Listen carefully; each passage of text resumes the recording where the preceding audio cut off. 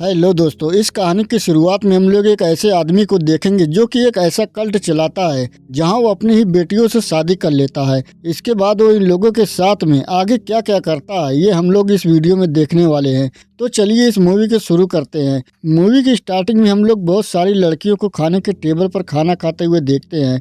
इन सभी लड़कियों के बीच में सिर्फ एक ही आदमी होता है और उसका नाम सैफर्ड होता है। यहीं पर हम लोग रेड ड्रेस पहने हुए कुछ लड़कियों को देखते हैं। वहीं कुछ लड़कियों ने ब्लू ड्रेस पहन रखी है।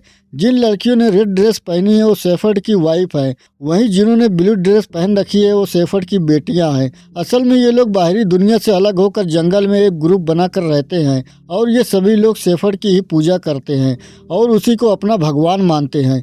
ये लोग सैफर्ड को भगवान इसलिए भी मानते हैं क्योंकि सैफर्ड इन लोगों की उस वक्त मदद की थी जब इन लोगों की हालत बहुत ख़राब थी, क्योंकि ये सारी लड़कियां बाहरी दुनिया से बहुत परेशान थीं।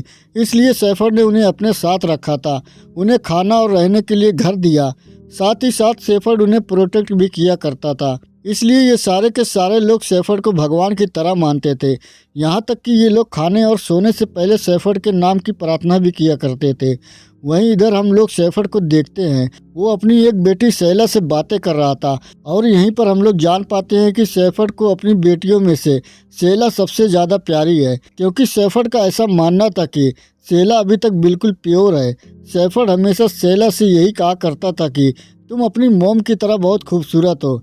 जब शैला सैफर्ड से अपने मोम के बारे में पूछती है तब सैफर्ड उसे बस इतना ही कहता है कि तुम्हारी मोम तुम्हारी ही तरह बहुत खूबसूरत थी और तुम्हें जन्म देते वक्त ही उसकी मौत हो गई थी। इसके बाद हम लोग शैला को देखते हैं, वो एक केबिन में दो लड़कियों के लिए खाना लेकर जाती है। इनमें से एक लड़की का नाम शेरा होता है और इन्हें इस केबिन में इसलिए रखा गया था क्योंकि सैफर्ड का ऐसा मानना था कि ये दोनों लड़कियां प्योर नहीं है और सैफर्ड ने सभी लड़कियों का ऐसा बोल रखा है कि जो भी इन दोनों लड़कियों को टच करेगा वो भी अपवित्र हो जाएगा। इसके बाद शैला यहाँ आकर जब शेरा से सैफर्ड के बारे में बातें करती है तब शेरा शैला से ये कहती है कि तुम्हें अंदाज़ा भी नहीं है कि सैफर्ड कितना बुरा इंसान है। इस बात को लेकर दोनों के बीच में बहस हो जाती है। इसके बाद शैला को यहाँ से जाने के लिए बोलती है।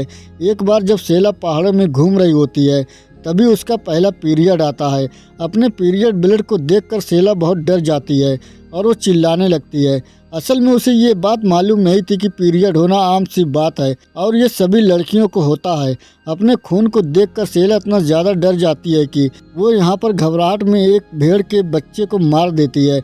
इसके बाद वो सभी के सामने आकर ये बताती है कि जंगली कुत्तों ने आकर भेड़ों को मार दिया है। यहाँ सैफर्ड भी उसकी बातों पर विश्वास कर लेता है। इसके बाद शैला यहाँ से जाती है। शैला इतना ज़्यादा डर गई थी कि उसे रात में नींद भी नहीं आती।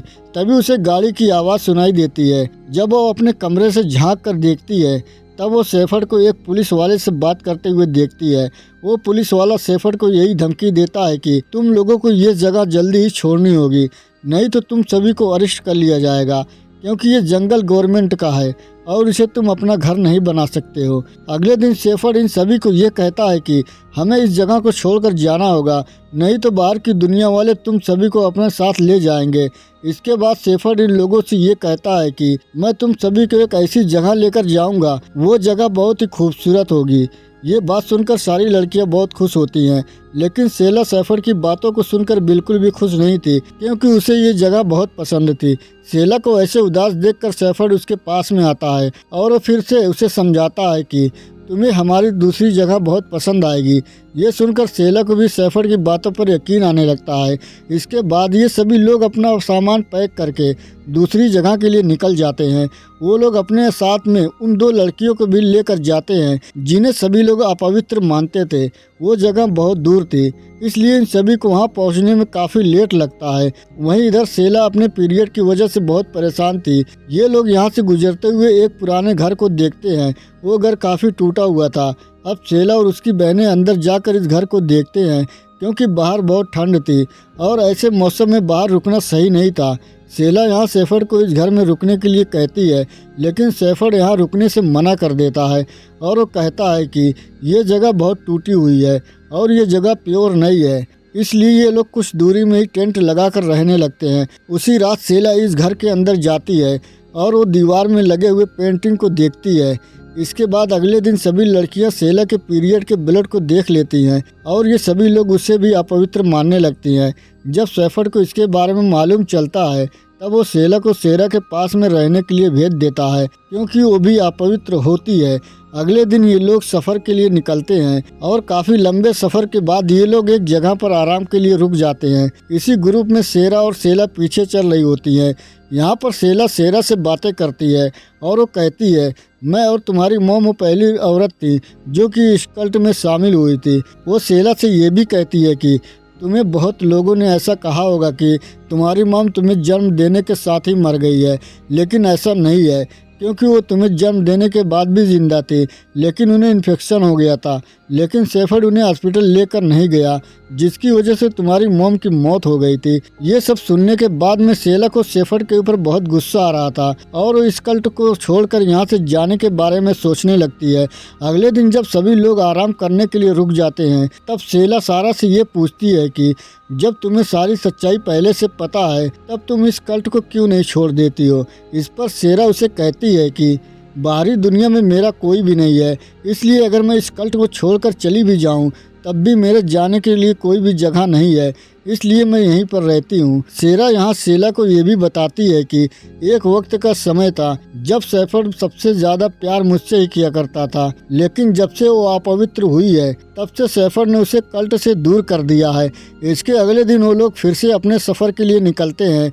तभी उनमें से एक औरत जो कि पहले से प्रेग्नेंट होती है उसे लेबर पेन स्टार्ट हो जाता है। वो औरत बार बार ऐसा बोल रही थी कि वो उस बच्चे को वहाँ जन्म नहीं देना चाहती, लेकिन लेबर पेन ज़्यादा होने की वजह से उस औरत को जंगल में ही अपने बच्चे को जन्म देना पड़ता है और इस बच्चे के जन्म के साथ ही उसकी मौत हो जाती है। उस औरत की मौत की वजह से सभी लोग बहुत दुखी हो जाते हैं, लेकिन सैफर्ड को इससे कोई फर्क नहीं पड़ता है और इसके बाद वो उस औरत की बॉडी वहीं पर जलाने लगता है।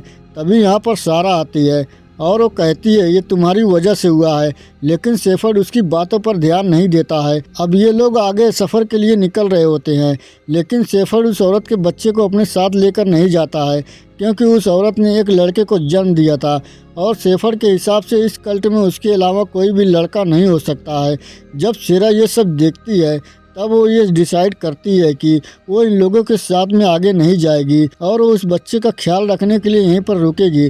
इसके बाद ये सभी लोग आगे बढ़ जाते हैं और कुछ दूर जाने के बाद में ये सभी लोग रुक जाते हैं क्योंकि उन्हें ऐसा लग रहा था कि वो लोग रास्ता भटक चुके हैं। तभी एक लड़की दूसरी तरफ अपना हाथ दिखाकर यही बोलती है कि मैंने वहाँ पर कुछ देखा था। जब सैफर्ड उस लड़की को ऐसा करता हुआ देखता है तब सैफर्ड उस लड़की को बहुत मारता है और कहता है, क्या तुम हम सभी को लीड करने की कोशिश कर रही हो। उस लड़की को मारते हुए वो बताता है, यहाँ पर लीडर सिर्फ मैं हूँ। ये सब चीज़ वहाँ बैठी हुई लड़कियाँ देख रही थी, लेकिन वो लोग चुपचाप बैठी हुई रह जाती हैं। सेला को ये सब देखकर बहुत गुस्सा आ रहा था, लेकिन वो सैफर्ड को कुछ भी नहीं बोल पाती है। इसके बाद ये लोग यहाँ फिर से चलना शुरू कर देते हैं और थोड़ी ही देर के बाद ये लोग एक जगह पहुँच जाते हैं। ये जगह बहुत ज़्यादा सुंदर होती है। उस जगह को देखकर सभी लोग बहुत खुश होते हैं। इसके बाद सैफर्ड उन सभी से कहता है कि मैं तुम सभी को इसी धरती में जन्नत दे रहा हूँ। इसके बाद सैफर्ड अपनी सभी बेटियों को नदी में नहलाकर पवित्र करता है। रात में सैफर्ड की सभी वाइफ मिलकर ये बातें करते हैं कि सैफर्ड उन सभी को पुनर्जन्म करेगा। अगली सुबह में जब सारी बेटियां उठती हैं तब वो लोग देखती हैं उनकी मॉम गायब हैं। इसके बाद वो सभी लोग अपनी माँ को ढूंढते हुए नदी के पास जाती हैं। यहाँ पर सैफर्ड बैठा हुआ था। यहाँ पर वो सभी लड़कियों से ये बोलता है, मैंने इस नदी की मदद से तुम्हारी सभी मॉम को मोक्ष दे दिया है। लेकिन असल बात ये थी कि सैफर्ड ने उन सभी लड़कियों को पानी में डुबोकर एक एक करके मार दिया था। इसके बाद सैफर्ड अपनी सभी बेटियों से ये कहता है कि अब तुम लोग मेरी वाइफ बनोगी और इसके बाद वो सेला को अपने पास बुलाता है और उससे बोलता है, तुम मेरी सबसे अच्छी वाइफ बनोगी और तुम इस कल्ट को लीड भी करोगी। इस पर सेला उसे मना कर देती है, जिस पर सैफर्ड गुस्से में उसे एक चांटा मारता है। इस पर सेला को भी गुस्सा आ जाता है और वो भी सैफर्ड को जोर जोर से चांटे मारने लगती है। अब सेला को देखकर बाकी सभी लड़कियों की हिम्मत बढ़ जाती है। इसके बाद ये सभी लोग मिलकर सैफर्ड को जान से मार देती हैं। इसके कुछ दिनों के बाद में जब पुलिस वाले यहाँ आते हैं तब उन्हें सैफर्ड की सभी वाइफ्स की डेड बॉडी मिल जाती है। साथ ही उन्हें जंगल में थोड़ा आगे जाने पर सैफर्ड की भी डेड बॉडी मिलती है, जिसके सिर पर लैम्प के सींग लगे हुए थे। और यहीं पर ये मूवी खत्म हो जाती है। तो दोस्त ऐसी ही मूवी देखने के लिए हमारे चैनल को लाइक करें, कमेंट करें, सब्सक्राइब करें। मिलते हैं दूसरी वीडियो में। Bye bye, take care.